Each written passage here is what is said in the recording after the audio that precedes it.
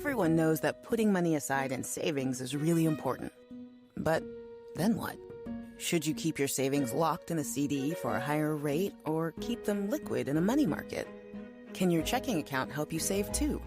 Or is it about creating the right combination? We believe real banking is a conversation. Let's talk about the savings options that are right for you. Learn more at sandyspringbank.com. Member FDIC.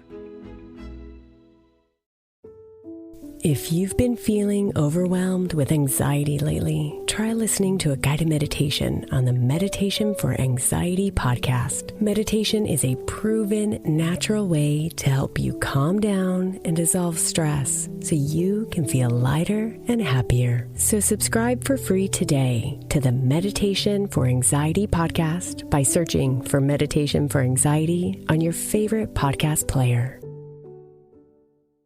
This is Optimal Relationships Daily, episode 1723, Beautiful Beneficial Boundaries by Shana Olmstead of shanaolmstead.com. Hello, everybody. Happy Tuesday, and thanks for joining once again. I'm Greg Audino, your host and narrator, here on the show that is all about improving your relationships each and every day, weekends and holidays included. And today I'm going to be reading a post for you courtesy of Shana Olmstead, a post that's all about boundaries and boundary setting. Really can't get enough of that when we're discussing relationships. So pay close attention and be sure to listen all the way through. We're going to dive into this article now and optimize your life. Beautiful Beneficial Boundaries by Shana Olmstead of shanaolmstead.com.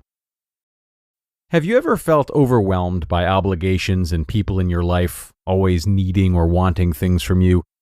Are you in relationships with people who don't respect your personal space or listen to what you're telling them? This can include all people.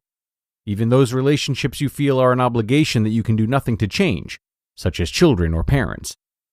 One of the secret ingredients to individual well-being and healthy relationships overall is boundaries. You may have heard of this word and may have even started to contemplate how this plays a role in your own life. Some ways to tell if you need to set some firmer boundaries in your life are: do you often feel overwhelmed due to the people in your life? Do you feel too guilty to say no to people in your life? Do you feel annoyed or frustrated in relationships you have? And do you prioritize other people over taking care of yourself? If the answer is yes to any of these questions, you definitely need to take a look at the boundaries you have with the people in your life. In healthy relationships, we are differentiated from each other energetically. This means we know that we're separate from each other emotionally. The other person's feelings don't dictate how you feel or behave. Boundaries help relationships stay healthy. Without boundaries in relationships, people tend to become emotionally enmeshed. This means we feel guilty when another person has feelings, and we feel responsible to take care of them emotionally. Ideally, we are in charge of maintaining our own positive emotional state and allowing the other person to take care of their own emotions. When we are able to set healthy boundaries in relationships, it really benefits everyone involved. Even if it's uncomfortable in the beginning for you and the other people, you living your own truth allows other people in your life to evolve consciously as well.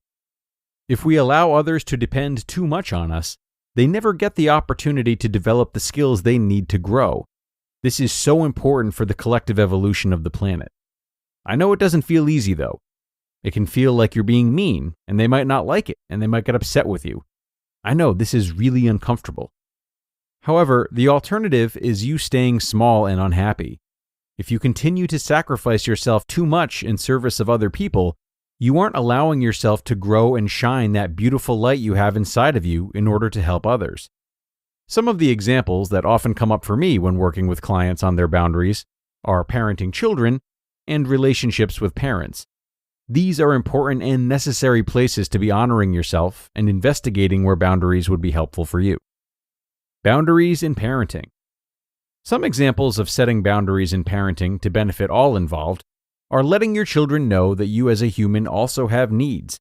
Of course, your children's needs are important, and especially when they're very young, they do not and should not understand the concept that their parents are people too. As they get older, however, it's very important to let them know that you are a person that needs things too.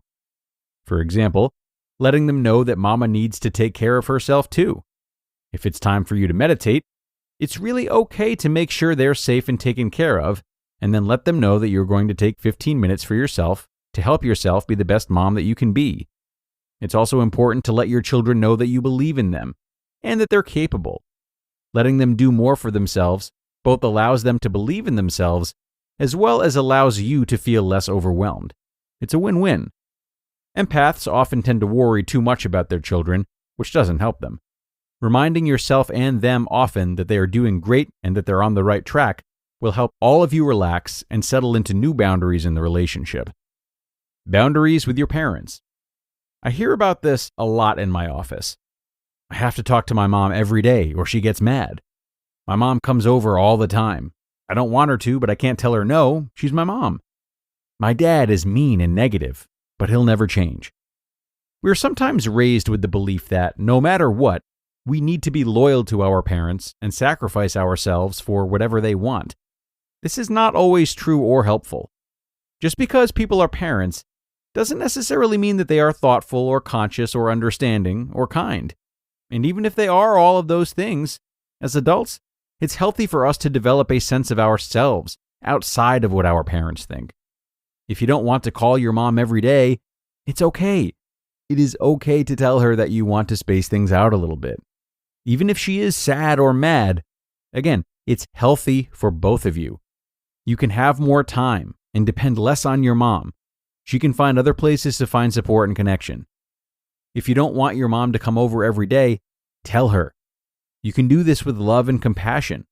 But if you don't, you will continue feeling resentful, and that's not healthy for the relationship.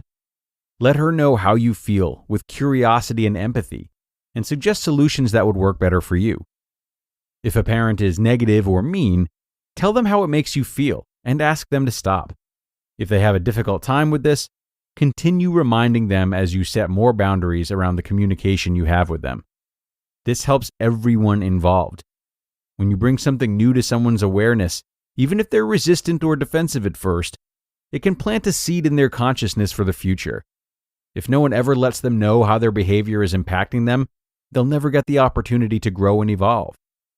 While I've used the examples of parenting and adult parent-child relationships here, boundaries are important to consider in all of your relationships.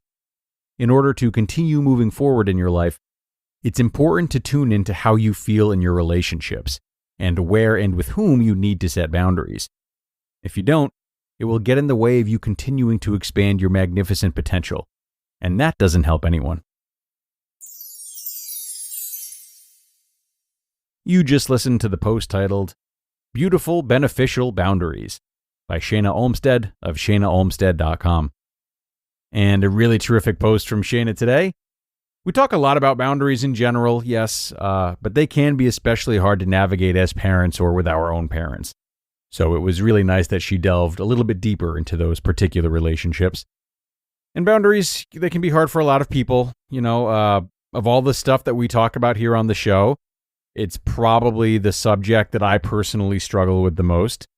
It gets really easy for me to fall into people-pleasing or, more so forgetting that people can handle things not going their way. I have this unfortunate default bias that people are babies and that I have to manage their emotions for them. Something I'm always working on, which is okay. But something that can help me through that is thinking about what subjects or with which people specifically I have a hard time setting boundaries. So if you feel like boundary setting is a big, unconquerable blob, then breaking it down like this and looking for those specific patterns can be a really good place to start. At least it has been for me. Wishing you all the best with that, though, everybody. As always, I thank you for joining me. Go out there and set some good boundaries today, and I'll see you again tomorrow for more ORD. That's where your optimal life awaits.